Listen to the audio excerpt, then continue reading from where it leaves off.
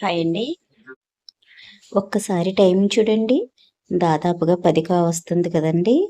రాత్రి 10 కాదండోయ్! ఉదయం 10 చూసారా? ఉదయం 10 కావస్తుంది దాదాపుగా. అయితే మీకు చిత్రం చూపిస్తాను రండి.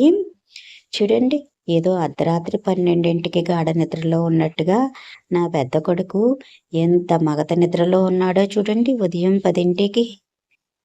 ఎప్పుడూ అంతే అండి. అలా ఉదయమే మాత్రం అస్సలు లేవడు. వాడు పుట్టినప్పుడు రాత్రుల్లో అసలు పడుకునేవాడు కాదండి. పేచీ పెడుతూనే ఉండేవాడు. గంటకొకళ్ళని చొప్పున ఎత్తుకొని తిప్పుతూ ఉండేవాళ్ళము.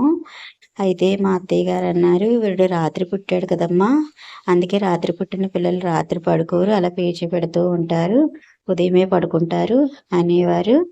అలాగే ఆడేమోండి ఉదయం అంతా చక్కగా పడుకునేవాడు. రాత్రులు మాత్రం పేచీ పెడుతూనే ఉండేవాడు. అలాగా చిన్నప్పుడే ఉంటారు కానీనండి, 20 సంవత్సరాలు దాటినా కూడా అదే తీరున 1:00, 2 వరకునేమో నిద్ర పట్టట్లేదు అంటూ మంచం మీద కళ్ళు తెరిచే కూర్చుంటాడు. ఇదిగోండి ఉదయం మెలుకువ వచ్చే వరకు లేవడు. నేను లేపట్లేదు అనుకుంటున్నానేమోండి, నేను చాలా సార్లు ప్రయత్నించాను. ఉదయం 8కి బలవంతంగా లేపి కూర్చోబెట్టినా అండి.